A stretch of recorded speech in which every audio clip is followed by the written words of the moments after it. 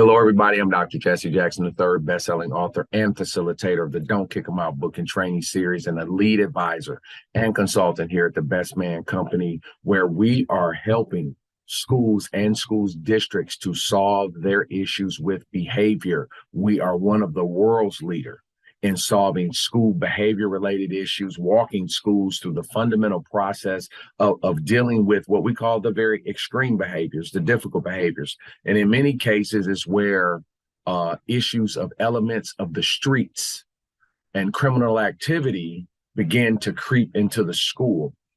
We are emerging into 2023, and it's going to require some very different approaches if you want to be successful and keep people safe.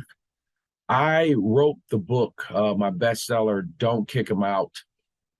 I believe I wrote it in early 2000, so I want to say like 2008 was my first version. 2010, I did another version, 2011, and by 2014, it was ready to take off. Don't Kick 'em Out was not about don't kick kids out. And this pansy ideology that we have developed now, where we have districts that will destroy their handbook and say we no longer suspend. First of all, like I always tell people who come to my trainings, I've been at this a long time and I've been pretty good at it. According to a couple of 100,000 people, we're approaching 1 million that we have talked to and spoken in person. According to them, they get something out of what I've got, right? But like I tell the audience, you can't go home after you heard me and be an inspired mother or father, and you about to kick your 35-year-old son out the house after you realize from listening to me, you may have made some mistakes. Well, like I always tell those moms and those dads to be like, Jackson, I know he got to go. No, when I told them all, you got to give that man 6 months. You got to give that older child you've been supporting and enabling, you've got to give them a block of time to adjust to the change you are making. You cannot get a new epiphany and then cold turkey the idea without the implementation, without the rollout, and then think you're going to get results. What's happening is over the last, I've stayed consistent the whole time. This is why the things I'm saying, this is why I'm still here. I've been here 17 years, right? I'm stronger now than ever. We're getting better. We have more clients. We have a bigger waiting list. We have our online programs are booming. My travel calendar is packed. For what reason? The advice that I gave and started giving in the early 2000s, which was based off real-time practice, things that I am doing. First of all, I'm trained in it, but all my practices is in it. Rehabilitating people, juvenile offenders in the facilities, men in prison, creating the processes to change behavior of people who went too far with their behavior, working in the system to change things. So you got to actually be out here, real life experience, with the addition, and the most valuable addition, being a guy who grew up in a neighborhood going to schools that would now be diagnosed as trauma zones, where behavior and the trauma that kids are incurring at home comes to school every day. I grew up in the trauma zone. I went to school in the trauma zone. I was raised by the trauma zone and lived a lot of trauma as an adult. So these are things that I know. If you're trying to change behavior, leaders, managers, superintendents, school boards, principals, APs, dean of students, parents, it requires, anything you do requires the thing that we are least good at: consistency. The ability to do the same thing every day, all the time, even when you get tired. What's happened is the fatigue is real. What's happened is people don't want to be the bad guy. What's happened is enforcing structure requires energy. And guess what has happened over the course of 20 to 30 years? As we've continued to make changes in education, the energy of the leadership is not there. So what has to happen is We've got to get back. If you are having a behavior problem at your program, it's things that you have to do to gain the results you're looking for. I can give you two cases. Um, I can remember talking to a principal who was absolutely having a horrible school year. He's getting wiped out.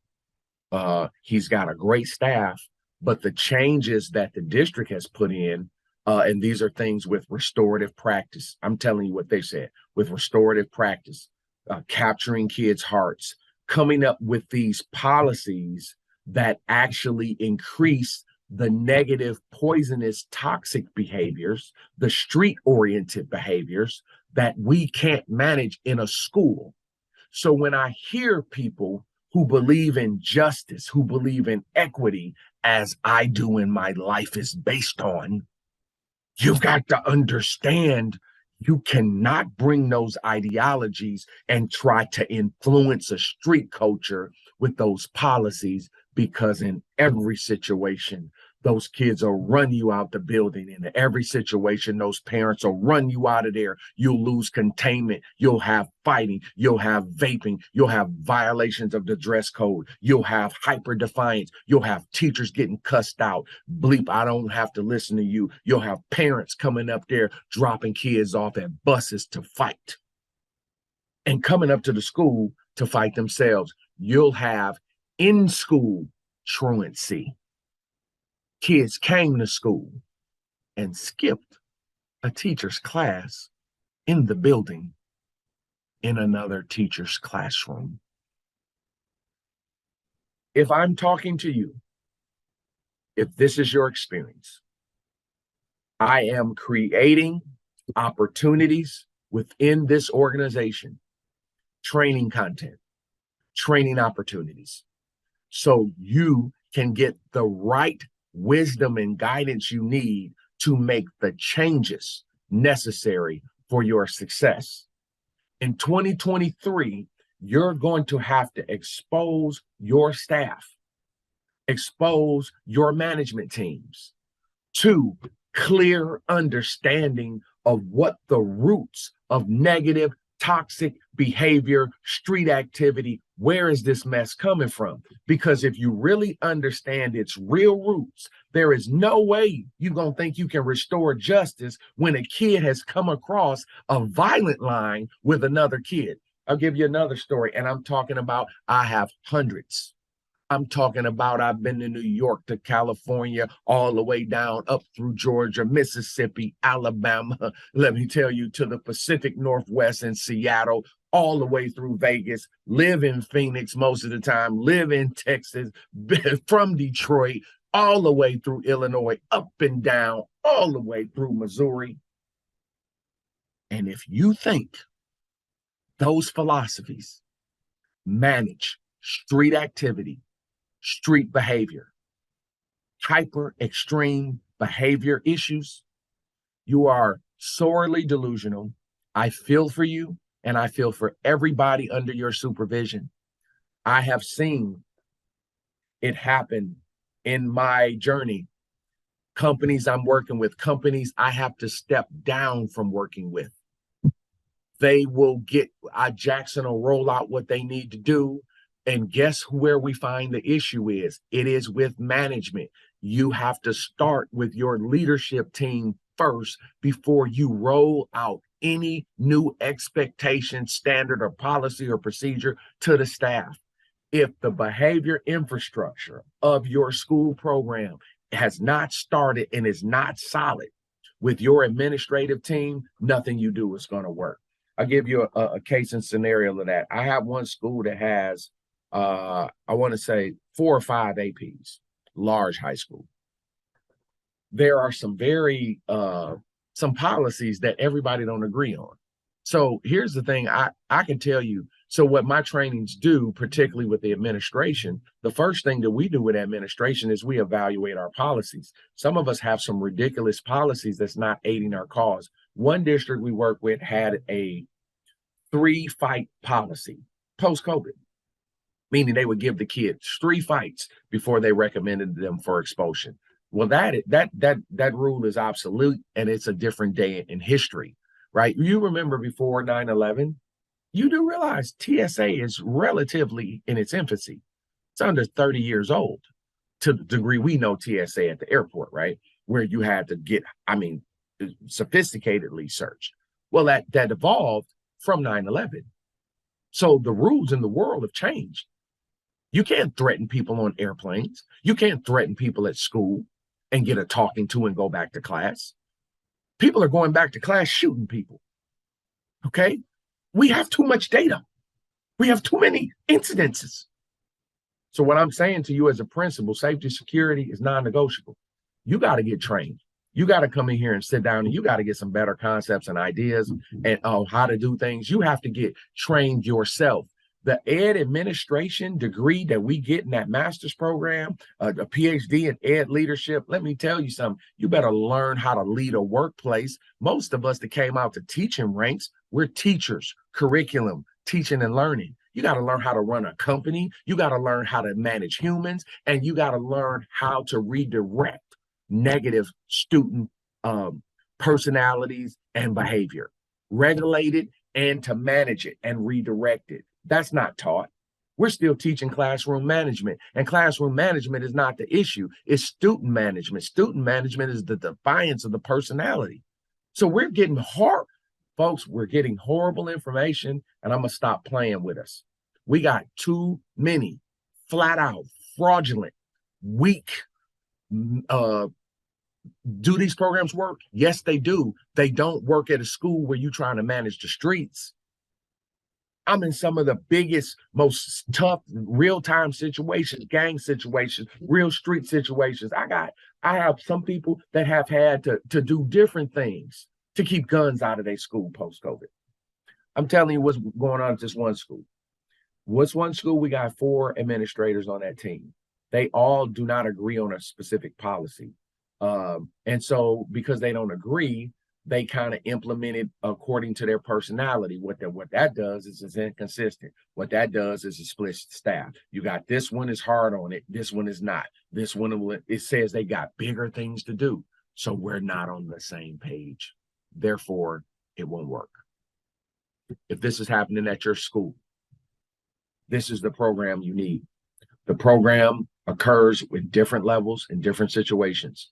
The first program that is very consistent is that we offer an online program for principals specifically. You can come in as a principal individually, or the people in your APs. You can come into your office or in your conference room and you can log on, and all my trainings are live. I like to do them live because each group offers different energy and each group has different questions. I am very tailor-made towards creating trainings that work for you. I am less committed to the content than I am to you and the dynamics of your campus. That's why I make myself so available to my folks, because I recognize the days of what's called theoretically best practices is going to change campus to campus, community to community. So you got to be flexible. Any policy that you start must have modifications. And that's the thing that I've always understood. And this is the thing that I bring to the table, bring to the game. A lot of us stick with the model. They stick with the do this, this, this, and this. Then they'll say, well, what were your interventions? After somebody has said, I'm going to beat you to death. I'm going to come up here and stab you. My mother and aunties are going to come up here and break your nose and beat you down at your car. I don't know why that would be hard for us to understand that we're beyond interventions. The person has proven they cannot conduct themselves in a civilized, safe way in that environment. You can't do that in any venue in the United States and remain in it. The schools are places of intervention. The schools also have to be wise, and that's not happening. You got to have some wisdom, man. You got to know, like, come on now, stop. So do you need help? And if you know you need help, I'm the person for you. The first thing is we have this online course for principals, very low fee. We have multiple dates a month. Get in it, make the time to do it, and get yourself. If your team can't come with you, that's really okay. It is important and imperative many times that the principal be there for that time, or the person who's the chief over discipline on a campus. This is something you need. Look for those dates below. It is our Don't Kick Them Out. It's our School Leadership Institute, and it is about how to manage what we're about to deal with the rest of our career, the post-COVID behavior realities, vaping, dress codes, fighting, hyper defiance, in school truancy. These are things these things have, I mean, COVID, they were already there. COVID put gas on them. And now that thing in many buildings is a wildfire. If you know you need help, I am here to help you. Please find a date below. When you see these links, you look at these videos, get access for your administrative office on your campus. Get them all in there, sit down and watch it and be ready to take copious notes. The thing that I would want y'all to know, 9 out of 10 of every school over this last year and 15 months that has come to my online program has requested and asked us to try to make available time for me to come to the building and do more training in person. So what I find out is that more people that find out about what we're doing, find out about its quality, and really listen and watch the videos and talk to me and hear things. And always the referrals are very proud of our record. Once we interact, once I get them sat down, once they hear these things, they recognize that's what we need, because it's a different approach than we've ever taken. It is the Don't Kick Them Out School Leadership Institute, dealing with the extreme behaviors, providing guidance, clear blueprint, clear action steps, things you can do to be successful against negative school behavior so you can get back to teaching and learning. Find your date. Register today. I'm looking forward to working with you soon. I'll see you in class.